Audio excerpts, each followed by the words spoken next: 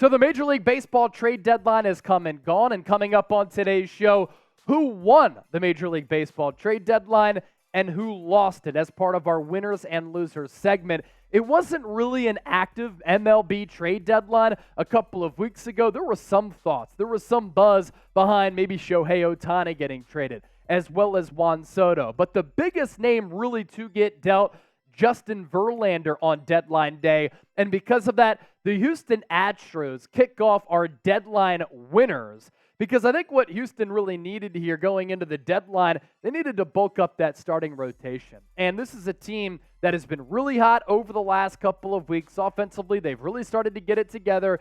Yordan Alvarez and as well as Jose Altuve are back in that lineup, and now they pick up a starter in Justin Verlander who can really help them out, and they didn't have to give up a lot in order to get him. Drew Gilbert as well as Ryan Clifford going to the Mets, two prospects going to New York for a New York team that just decided to sell, and it's been an absolute disaster for Steve Cohen and the crew.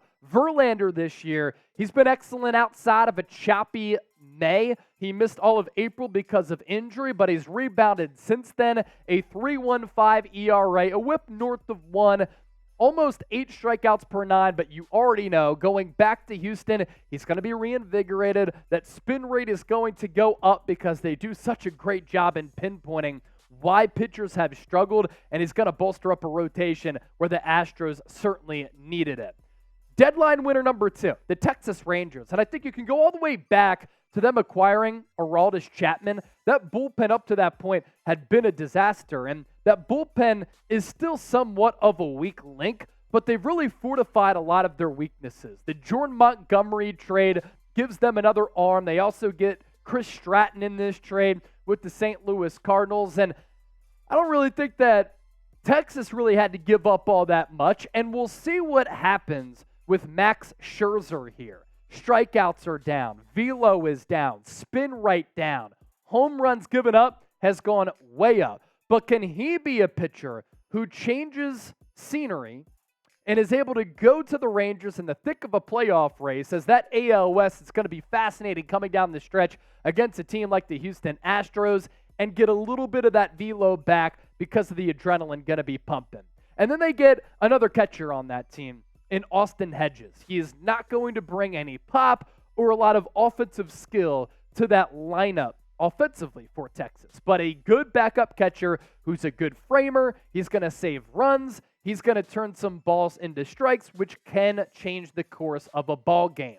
Want to get to the Chicago Cubs here as well, because I think the Cubs are another deadline winner just for the sole fact that they didn't sell. And anytime the Cubs are in the mix going into August, September, October, it's just better for baseball. The Candelario trade was a really good one. He leads all NL third basemen this year in OPS. He can also hit for power. He can play both corner infield spots, third base, first base. I like that move for Chicago. I also like the fact that they didn't trade away Marcus Stroman. I know that he was bad on Monday night in that pivotal game against the Cincinnati Reds, and they didn't trade away Cody Bellinger, who's been a revelation for Chicago this year. And his July, he has been straight up white hot. They figured to be in the mix for an NL wildcard spot. Lastly, deadline winner, Los Angeles Angels. Art Moreno, he doesn't give up Shohei Ohtani. Is Ohtani going to be with this team after this year? Who knows? And if he does leave and the Angels get nothing back for the unicorn that is Ohtani, who's incredibly unique, can impact the game on the bump and in that batter's box, an extremely special talent, that's awful. But they have gone all in on trying to convince him to stay and to try to chase a playoff spot and have a winning season for the first time in several years. Made a couple of moves here. Randall Grichuk, a good outfielder, is having a really good season. C.J. Cron as well. The Lucas Giolito acquisition in that trade with the Chicago White Sox certainly bolsters that rotation.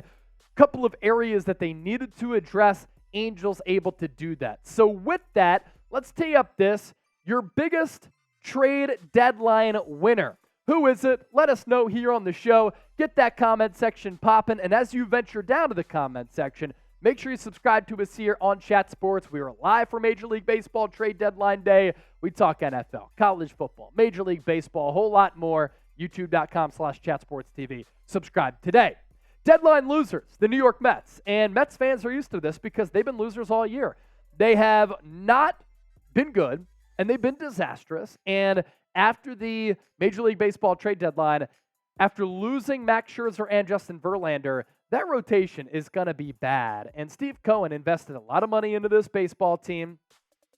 They had the highest payroll in Major League Baseball. They're not even going to have a playoff showing to show for it.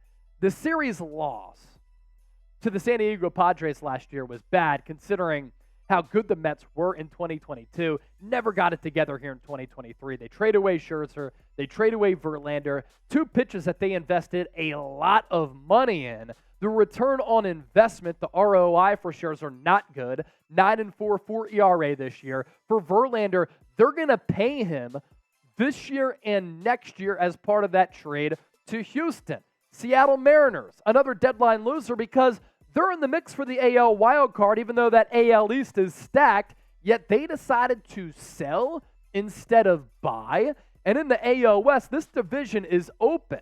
We have 2 months left in the regular season, and the Mariners, only 5 games back, 55-51. They're counting now on that roster as currently constituted to allow them to propel up the playoff standings. And then in the AL wildcard race, it's of course going to be difficult for Seattle to make any headway here, but in the division, they certainly do have an opportunity to make the playoffs here. A year after they were a surprise team last year, they decide to really not do anything at the deadline. Chicago White Sox, they decided to not sell, or they decided to sell, kind of, but not, like they're kind of on both sides of the spectrum, I guess I should say. They traded away Edgar Quero as well as Kai Bush, or they got those players back, from the Angels. They traded away Lucas Giolito and Reynaldo Lopez. They elected to not trade some of their marquee players like Dylan Cease, and they want to try to contend in 2024. But I thought it would have been smart for them to try to get some prospects back to not necessarily rebuild, but retool to a certain degree. New York Yankees only made one significant move to bolster up that bullpen, and that was really it. I thought they needed another bat in that lineup, and they don't get another bat in that lineup. Instead, they get a bullpen arm and Keenan Middleton, who's just like a middle-of-the-road type of arm. And then lastly, Philadelphia Phillies.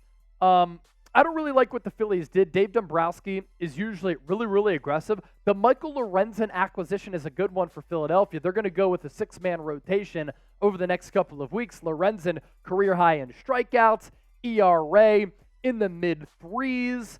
He's a back end of the rotation type. The Phillies certainly need that. Christopher Sanchez has allowed them to be competitive in a lot of games, but they just needed another arm in there that can allow Zach Wheeler, Aaron Nola to rest up a little bit because they did get fatigued when the World Series came around. But other than that, they needed another right-handed bat. They didn't address that, and I was a little bit disappointed by the lack of moves for Philadelphia. So we asked you who your biggest trade deadline winner is. Who is your biggest trade deadline loser? Let us know down in the comment section. And like this video if you love talking baseball. We don't really get to talk Major League Baseball often here at Chat Sports, but today to have that opportunity was certainly a fun opportunity to do just that. Thanks to everybody who tuned into our live coverage, and the more people who support our videos like this, the more opportunities we have to talk some scene.